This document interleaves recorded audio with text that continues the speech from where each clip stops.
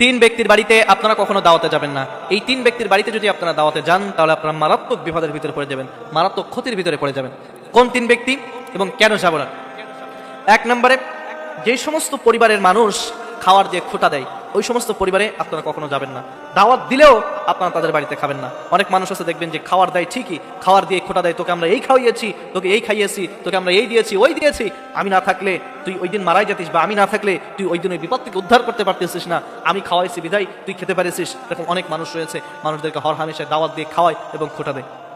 সুতরাং যেই বাড়িতে আপনাকে দাওয়াত দিবে এবং দাওয়াত দিয়ে খাওয়ানোর পরে আপনাকে খোটা দিবে ওই সমস্ত পরিবারে আপনারা কখনো দাওয়াত নেবেন না, বা দাওয়াত দিলেও আপনারা ওই সমস্ত পরিবারে কখনো খেতে যাবেন না, দাওয়াত গ্রহণ করবেন না।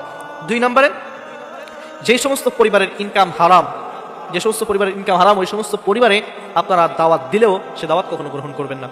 কারণ যখন আপনি আপনার পেটের ভিতরে হারাম আপনি ঢুকাবেন তখন আপনার যাবতীয় যে দোয়াগুলো আছে এগুলো আল্লাহ তাআলা কবুল করবেন না। শুধু তাই নয়, আপনার যে ইবাদত বন্দেগী রয়েছে সেই ইবাদত বন্দেগীগুলো আল্লাহ তাআলার কাছে সেটা কবুল হবে না, আল্লাহ তাআলার কাছে সেগুলো পৌঁছাবে না।